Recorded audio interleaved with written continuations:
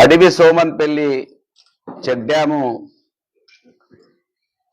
పూర్తిగా దుద్దిల్ల శ్రీధర్ గారు తన అనుచరులతో కూల్చేపించిన అని నిన్న ప్రెస్ మీట్ ద్వారా ఆయన ఒప్పుకున్నట్టుగా ఆయన ఉపన్యాసాన్ని వింటే మనకు పూర్తిగా అర్థమైంది. ఇక పోలీసులు గవర్నమెంటు దీనికి ఇంకా ఎంక్వైరీ అవసరం లేదు, వారి మనుషులను అక్కడ సర్పంచ్తో సహా ఆ ప్రాంతంలో ఉన్న కాంగ్రెస్ పార్టీ నాయకులని విచారించి ఇంట్రాగేషన్ చేస్తే అది తొందరనే ఎంక్వైరీ పూర్తయినట్టుగా నేను భావిస్తా ఉన్నాను. ఆయన మాటలనే నిన్న ఆయన ప్రెస్ మీట్ లో చెప్పిండు. శాసనసభలో ఇదే చెక్ డ్యామ్ గాని అదే విధంగా ఖమ్మంపల్లిలో ఉన్న చెక్ డ్యామ్ గాని చిన్న హోదాలకు సంబంధించిన చెక్ డ్యామ్ కు సంబంధించిన అంశం విషయంలో రైతులకు మేలు జరుగుతలేదు. ఈ చెక్ డ్యాములు ఎవరి గురించి కట్టిండ్రు, అశాస్త్రీయంగా కట్టిండ్రు అని స్పష్టంగా ఆనాడున్న ప్రభుత్వాన్ని మేము ప్రశ్నించడం జరిగింది, డిమాండ్ చేయడం జరిగింది. దీనిపైన ఖచ్చితంగా కూడా విచారణ జరపాలని ఆ రోజు కోరు. దాని ఫలితమే ఈ రోజు ఇక్కడ కనబడతా ఉన్నాయి, అక్కడ కనబడతా ఉంది. నాణ్యత లేకుండా చెక్ డ్యామ్ల నిర్మాణం ఎవరి ప్రమేయంతో, ఎవరి గురించి, ఎవరి ప్రోద్బలంతో, ఎవరి సహకారంతో, ఏ మాఫియాకు తోడ్పడాలని ఆలోచన చేసి కట్టిండ్రు. స్పష్టంగా అన్ని విషయాలు తప్పకుండా బయటకు వస్తాయి. ఆయనే ఇవి అవసరం లేదు ఆ రోజే చెప్పినా అని చెప్పడానికి కారణం ఏంటంటే ఆయనకి ఇష్టం లేదు ఈ చెక్ డ్యామ్లు ఉండడము. ఆయన భోజనం దొరికితే వాళ్ళు నాయకుల దగ్గరకు ఇంకొకరి దగ్గరకు ఆసరగా ఆశ్రయించడానికి వెళ్ళరు కనుక భోజనం దొరకకుండా ఉంచాలి సమాజానికి అనేది ఆయన ఆలోచన అనేది ఇక్కడ మనకు స్పష్టంగా అర్థమవుతున్నది. ఆయన ఏమంటున్నాడు, ఇవి అవసరం లేదు అంటున్నాడు. ఇది మాఫియాకు కోసం కట్టిరు అంటున్నాడు. నిజంగా చెక్ డ్యాములు మాఫియా కోసం కడతారా, నీళ్ళ కోసం కడతారా? అసలు మాఫియా కోసం కడితే నీళ్లుంటాయి, అంతే కదా. ఒకవేళ నీళ్లుంటే నీళ్లను మాఫియా అమ్ముకోగలుగుతుందా? నీళ్లను దోసుకోగలుగుతారా? నీళ్ళని ఏం చేయగలుగుతారు? నీళ్లు పొలాలకు ఉపయోగపడతాయి, అక్కడ పిట్టలకు, ఆవులకు, పశువులకు ఉపయోగపడతాయి, గ్రౌండ్ వాటర్ పెరుగుతుంది. నీళ్లుంటే ఇది కోసం. నీళ్లు లేకపోతే ఎవరికి ఉపయోగపడుతుంది?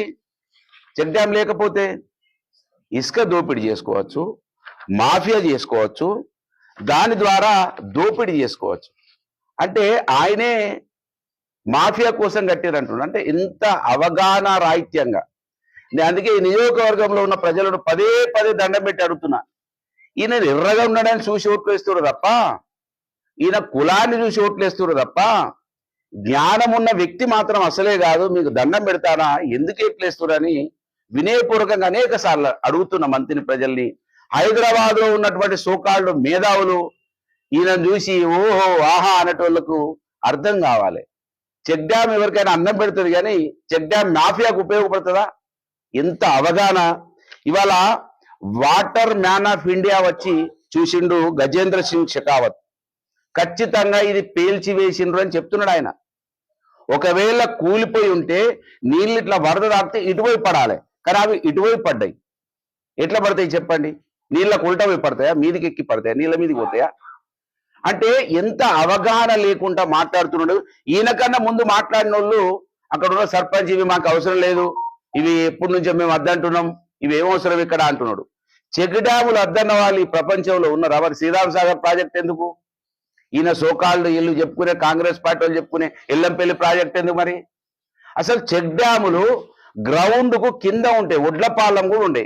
అది ఎంతైతే దాన్ని నీళ్ళు ఆపాలో అంతే ఆపి దాన్ని మత్స్య సంపద వినియోగించుకోవడానికి, పశువుల కోసం, పిట్టల కోసం, ఆహ్లాదకరమైన వాతావరణం కోసం, గ్రౌండ్ వాటర్ పెంచడానికి కోసం చెక్ డ్యాములు కడతారు.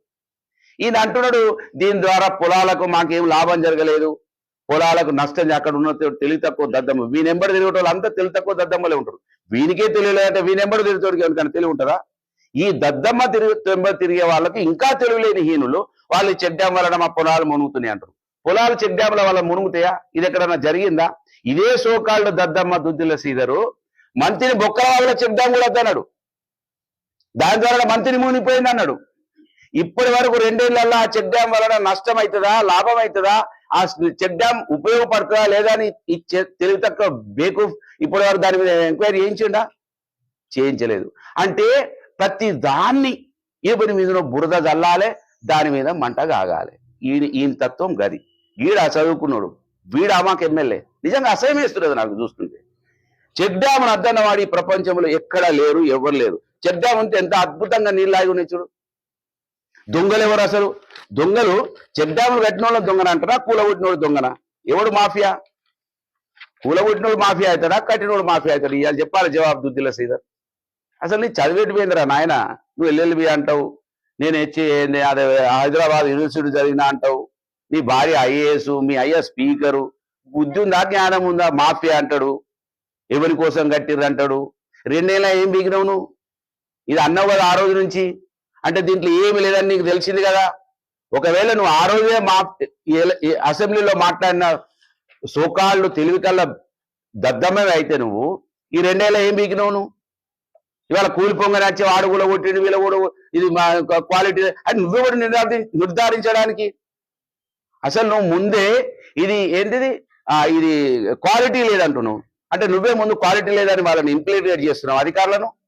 బిడ్డ ఇది క్వాలిటీ లేదని నువ్వు ఇవాళ రిపోర్ట్ అని భయపెట్టించినట్టేగా నువ్వు ఇది మేము ఎంక్వైరీ చేస్తున్నాం, నిష్పక్షపాతంగా ఎంక్వైరీ చేస్తాం, దీంట్లో ఎవ్వరి ప్రమేయం ఉండదు, అవసరం అనుకుంటే వేరే దగ్గర నుంచి వచ్చి ఇంజనీర్లను పెడతాం, ఏ మచ్చలేనటువంటి ఇంజనీర్ని తీసుకొచ్చి పెడతామని నువ్వు జవాబు చెప్పాలి, ప్రెస్కు చెప్పాలి. తెలివి ఉందా నీకు అసలు? అంటే నువ్వే చెప్తున్నావు ఇది క్వాలిటీ లేదని. ఇంకా ఏమి ఇస్తాడు అధికారిగా? నువ్వు మంత్రివి, ఆ దొంగ ముఖ్యమంత్రి గారిని ఎంబడి పక్కకు ఉండేటోనివి నువ్వు. ఇక నీకు ఎవడు నీకు ఉల్టా రిపోర్ట్ ఇస్తాడు ఇక్కడ? అంటే నువ్వే ఇన్ఫ్లుయెన్స్ చేస్తున్నావు ముందే. నువ్వు ఇన్ఫ్లుయెన్స్ చేసి ఇంకేం రిపోర్ట్ కాబడతావు? ఏమైనా అధ్యత ఇది మాట్లాడితే ఓ సోకాళ్ళు మాట్లాడు ఎంటిగా కూడా బీకలే మీరు 2 ఏళ్ళ. ఆడు రేవంత్ రెడ్డి గారు, నువ్వు బేకూఫ్ గారికి ఏం బీకలే మీరు 2 ఏళ్ళ. ఏం బీకిరు మీరు 2 ఏళ్ళ? ఏమైనా చేసారు ఇప్పటి వరకు? దాన్ని ఎంక్వైరీ, దీన్ని ఎంక్వైరీ, ఏం ఎంక్వైరీ తీసారు మీరు? ఏమైనా ఇండ్లు కూలగొట్టుడు పాపంగా. నువ్వు నిజంగానే నువ్వు తెలివి కల్లోనివి అయితే గా కుర్రలింగ ఇల్లు ఒక గిరిజన బిడ్డది, ఒక ఎరుకల బిడ్డది, నువ్వే పర్మిషన్ ఇచ్చినావు, నువ్వే కూలగొట్టినావు. మీరు కూలగొట్టుడు తప్ప కట్టింది ఒకటి ఉందా? ఇప్పుడు సంవత్సరంలో మీరు 2 సంవత్సరాలలో మీరు కట్టింది ఉందా? అన్నం పెట్టిన చరిత్ర ఉందా మీకు? చెక్ డ్యామ్ దగ్గరికి పోయి ఇది క్వాలిటీ లేదని నువ్వే చెప్పబడింది. ఇక వాడు ఏం అధికారిస్తాడు రిపోర్టు? షెకావత్ వచ్చి చెప్తున్నాడు ఢిల్లీ నుంచి, ఆయన వాటర్ మ్యాన్ ఆఫ్ ఇండియా పేరున్నది. వీళ్ళకి దద్దమ్మ కాదు, అయ్య చచ్చిపోతే వచ్చి ఇక్కడ అందరినీ మోసం చేసి వీడెవ్వడు బతకద్దు, ఆకలితో ఉంటేనే నా కాళ్ళు ముక్కుంటూ తిరుగుతారు, ఆ తెలివి తక్కువ దద్దమ్మలు నాయబడి చాలా మంది ఉన్నారని వాళ్ళని పట్టుకొని తిరుగుతున్నావు. నువ్వు ఎంక్వైరీ చేస్తా అంటున్నావు కదా, ఎంక్వైరీ ఎవరి మీద వేయాలి? ఇవ్వ నీ తమ్ముడు దొంగతనాలు చేస్తున్నాడు, పాపం లక్షలు పెట్టి ఉద్యోగాలు అమ్ముకుంటాడు అక్కడ మెడికల్ కాలేజీలో. ఇప్పుడు దొంగను పెట్టుకొని, ఈ దొంగను పెట్టుకొని మెడికల్ కాలేజీలలో 5 లక్షలు 10 లక్షలకు సీట్లు అమ్ముకుంటాడు. వీని మీద నీ జోకర్ తమ్ముడు, వీడు మాఫియా, వీడు పక్కకున్నోడు, వీడు దొంగ. ఈ దొంగకు వీడు బినామీ, ఈ బినామీ కంపెనీలు నడిపిస్తున్నాడు. మెడికల్ కాలేజీలో పేపర్లలో వస్తాయి, మేము కాదు రాసింది, హైదరాబాద్ నుంచి రాశారు. రాయి, దీని మీద ఎంక్వైరీ ఎత్తవా? దీని మీద నువ్వు గొప్పనివే కదా, నీ కుటుంబం చాలా గొప్పది కదా, మాలాంటి వాళ్ళని మా తిట్లు తిట్టిపిస్తావు కదా దొంగ యూట్యూబ్ ఛానల్ పెట్టి. అన్పార్లమెంటరీ వర్డ్, అమ్మను పిల్లాన్ని తిడుతున్నారు కదా నీకు సంబంధించిన మనుషులు యూట్యూబ్లు పెట్టి. ఏ జోకర్ గారి మీద ఇక మేము రాయలేదు, ఇదిగో పేపర్ రాసింది, రాయి. ఆంధ్రజ్యోతి పేపర్ రాసింది, ఎంక్వైరీ. ఏ వెంటకలు వీకిరు మీరు? నీ రేవంత్ రెడ్డి ఓసారేమో కాళేశ్వరం అన్నాడు, ఓసారేమో ఈ రేస్ కార్ అన్నాడు. నువ్వు అది విజిలెన్స్ ఎత్తా, ఇది విజిలెన్స్, నీ ముఖం వేసినావు ఇప్పటి వరకు. నువ్వు అన్నము పెట్టవు, అడక్క తిననీయవు. నువ్వు దొంగ, నీ అంత దొంగ ఈ ప్రపంచంలో లేడు, మరీ ఈ భారతదేశంలో లేడు. నీ ఎర్రగా నీ కులాన్ని నీ రంగుని చూసి నీకు ఓటేసాడు తప్ప నీకు కనీసం తెలియలేదు. దద్దమ్మవు నువ్వు. ఎవడని చెక్ డ్యామ్ వద్దంటాడా? చెక్ డ్యామ్ను ఇసుక కోసమే కూలగొట్టిరు కాంగ్రెస్ వాళ్ళు. పక్కా ఈ బొక్కల గురించి మాట్లాడినగా ప్రెస్ వాళ్ళందరూ తెలుసుగా, అక్కడ ఫ్లడ్ వచ్చినప్పుడు మంత్రిలో ఈ చెక్ డ్యామ్ వాళ్ళని నీళ్ళు వచ్చినాయి, ఇదే దద్దమ్మ చదువుకున్న దద్దమ్మ అన్నాడు కదా. మరి బొక్కలవాగు చెక్ డ్యామ్ అవసరమా? దానివల్ల ఊరు మునిగిపోతుందా? చెప్పవా, తీ బయటికి తీ. ఏం బీగుతున్నావు నువ్వు? నీ చేతులు ఉన్నది కదా రాజ్యము, నీ చేతులు చెప్తేనే అడలు రాలిపోతుంది కదా. ఏమనంటే కేసులు పెట్టించుడు, రౌడీ షీట్లు ఓపెన్ చేసుడు. నీ మీద కూడా పక్కా రౌడీ షీట్ ఓపెన్ చేపిస్తా బిడ్డ. ఆ రోజు వస్తుంది. పుట్టమగాడు ఆశామాషిగా పోతాడు, వీడిని ఏదో చేసి అంతమొందిస్తా, కేసులు పెడతా అని అనుకుంటున్నావు కదా. ఈ సమాజం కళ్ళు తెరిచే వరకు పుట్టమదు విస్మరించడు. ఖచ్చితంగా నీ మీద రౌడీ షీట్, నీ తమ్ముని మీద రౌడీ షీట్ పెట్టిస్తా. నువ్వు ఈ రౌడీ షీట్లు ఆపకుండా ఈ పోలీసులను వాడుకొని అరాచకాలు చేసి సమాజానికి ఏ ఒక్క సాయం చేయకుండా 2 సంవత్సరాలైంది. ఏ ఒక్క ఇద్దరు బిడ్డలకు ఉద్యోగం పెట్టియకుండా, ఏ ఒక్క ఇద్దరు బిడ్డలకు ఇల్లు కట్టియకుండా, ఈ నియోజకవర్గంలో కనీసం తట్టెడు మట్టి పోయకుండా నువ్వు మంచోనిగా చలామణవుతున్నావు కదా. నీ మంచితనం ఏందో, నీ దొంగతనం ఏందో ఈ సమాజం ముందర పెడతా. ఇవాళ కాకపోతే రేపు నేను చనిపోయినా కూడా నా ఎంబడున్న నా వారసులను బయట పెట్టేటట్టు వీళ్ళని చైతన్యవంతులను చేస్తా నేను. కనుక చెక్ డ్యామ్ కూల్చిన దానికి నువ్వే ఒప్పుకున్నావు. ఇది నాణ్యత లేదని నువ్వే వాళ్ళతో ఇన్ఫ్లుయెన్స్ చేసే ప్రయత్నం చేస్తున్నావు. ఈ ఎంక్వైరీ కూడా ఇది నిష్పక్షపాతంగా జరగదు. ఎందుకంటే ఇది విజిలెన్స్ లో ఎంక్వైరీ క్వాలిటీ లేదని నువ్వే చెప్పినావు. ఎవడితో నీకు ఉల్టా అధికారి రిపోర్టు నీకు ఇచ్చే ఆస్కారమే లేదు. కనుక ఖచ్చితంగా దుద్దిల శ్రీధర్ మనుషుల మీద దుద్దిల శ్రీధర్ను కలిపి నిజంగానే ఈ ప్రభుత్వానికి చిత్తశుద్ధి ఉంటే కేసులు పెట్టాలి. ఇంకా మేము భయపెట్టించే ప్రభుత్వం ఆ రోజే చెప్పినాం. ఏం బీగినావు ఆ రోజు చెప్తే? మరి ఆ రోజు అసెంబ్లీలో మాట్లాడినావు కదా నువ్వు, ఆ రోజు మంత్రిని బొక్కలవాక్కడ మాట్లాడినావు కదా. ఎందుకు ఎంక్వైరీ చేయలేదు? ఎందుకు రిపోర్ట్ తీసుకురాలేదు? ఏమీ లేదని నీకు తెలుసు. ఇవాళ కూలగొట్టి మంచిగా ఆ ప్రాంతం అంతా కూడా సస్యశ్యామలంగా నీళ్లు నిలిచి ఉంటుంటే నువ్వు కల్లెర్ర చేసుకున్నావు. ఆడ ఎమ్మెల్యే క్వార్టర్ మేము కడితే ఆడ మా శిలాఫలకాలు వీకెత్తావు. అక్కడ ప్రగతి భవన్ కాడ కేసీఆర్ ఉన్నాయి, ఆయన శిలాఫలకాలు వీకేస్తారు. మీరు మా పేర్లు చెరిపేయడానికి తప్ప మీరు ఈ సమాజానికి అన్నం పెట్టడానికి మీరు పనిచేస్తలేరు. కనుక దుద్దిల శ్రీధర్ తస్మత్ జాగ్రత్త.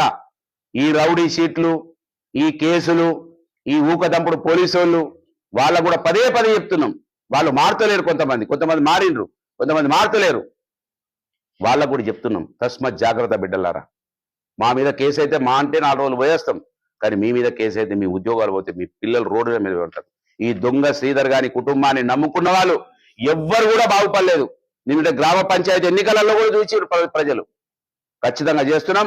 ఇగో నీకు చిత్తశుద్ధి ఉంటే, నీ కుటుంబమే నీతివంతమైన కుటుంబమై ఉంటే నీ తమ్ముని పేరు మీద ఉన్న దొంగ కంపెనీలన్నీ బయటపెట్టి మంత్రిని చర్చబెట్టు. మంత్రిలో ఇగో ఈ దొంగంతో వంట తాగుతున్నాడు, 5 లక్షలు 10 లక్షలకు ఉద్యోగాలు అమ్ముకుంటున్నాడు మెడికల్ కాలేజ్. పెట్టు, ఎంక్వైరీ పెడతావా? అన్ని అట్టిగానే చెప్పుడు. ప్రెస్ వాళ్ళ మీద గాంభీర్యంగా మాట్లాడు. నీకు డబ్బా భజన బ్యాచ్, నీకు హైదరాబాద్లో బ్యాచ్, కరీంనగర్లో బ్యాచ్, మంత్రిలో బానిస బ్యాచ్. ఈ బానిసలు పట్టుకునే కదా నువ్వు వెళ్తున్నావు. ఎన్ని రోజులు వెళ్తగలుగుతారు? మంచి రాజులే రాజ్యాలే వేరే చైతన్యవంతం అవుతారు ప్రజలు. ఈ నియోజకవర్గంలో నీ కులాన్ని, నీ రూపాన్ని చూసి మోసపోతున్నారు. నీ కులం యొక్క నీతి, నీ నీతి కూడా నేను చెప్తా. ఎవరు బాధపడకపోయినా, ఎవరికి ఇష్టం కాకపోయినా నీ కుటుంబం నీతి చెప్పాల్సిన అవసరం ఉన్నది ఈ సమాజానికి. నువ్వు వాడుకుంటున్నావు. 24 నెలలు దాటిపోయింది, 24 పైసల పని చేయలేను. కనుక ఖచ్చితంగా ఏదో చేసి, ఏదో మాయ మచ్చింద్ర చేసి అట్టిగానే వెళ్ళిపోతా అని నువ్వు అనుకుంటున్నావు బిడ్డ. నీ కుటుంబాన్ని ఎట్టి పరిస్థితుల ప్రజాక్షేత్రంలో మిమ్మల్ని ముక్కు నేలకు రాపిచ్చే రోజులు ఖచ్చితంగా వస్తాయి. ఎందుకంటే మా నీతి ఉన్నది, నిజాయితీ ఉంది.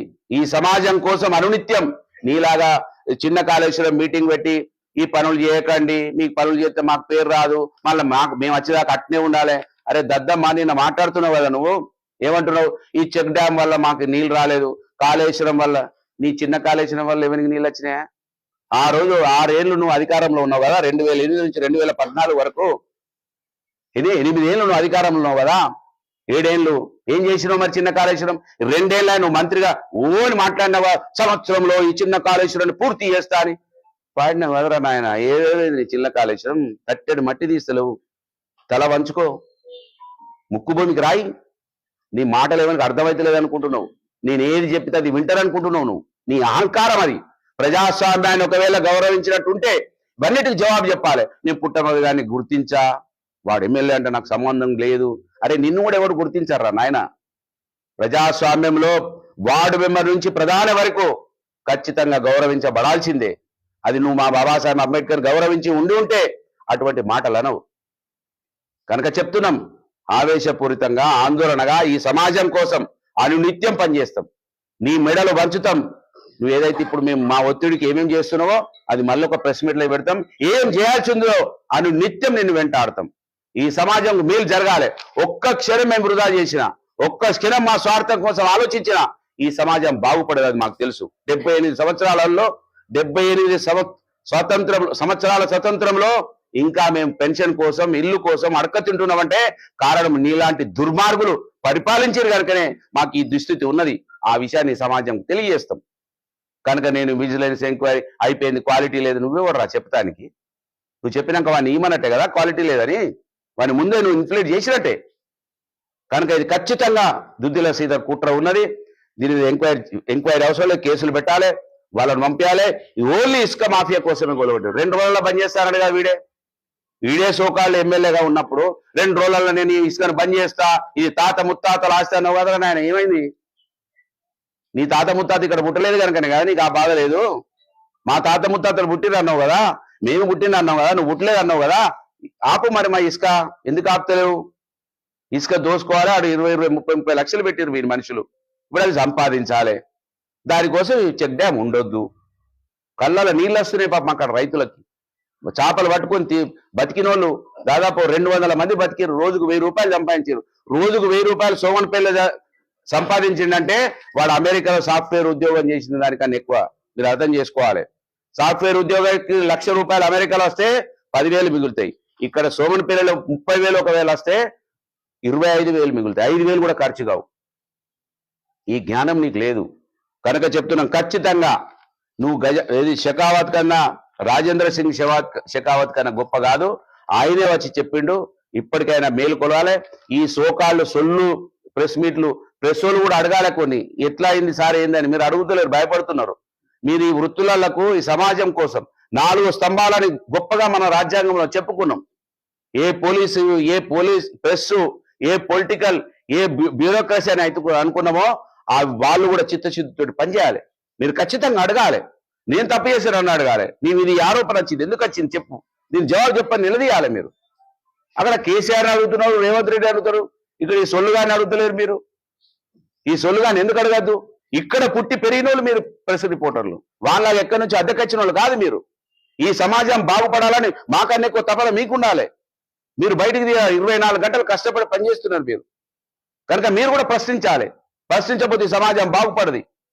ఈ సమాజంలో మనందరం కూడా భాగస్వామ్యం. దుద్దిల శ్రీధర్ కాదు, ఇక్కడ పుట్టలేదు, పెరగలేదు, సంబంధం లేదు, అవ్వగారు లేదు, అత్తగారు లేరు, ఏ కుటుంబం లేదు ఆయనకి ఇక్కడ. అందుకే ఇక్కడ సంబంధం లేదు ఆయనకు. మా సంబంధం మన సంబంధం ఇక్కడ. ఈ మట్టిలో పుట్టి మట్టిలో పెరిగి ఈ మట్టిలో కలిసిపోయే వాళ్ళం మనం అందరం. కనుక మీరు కూడా ప్రశ్నించాలి.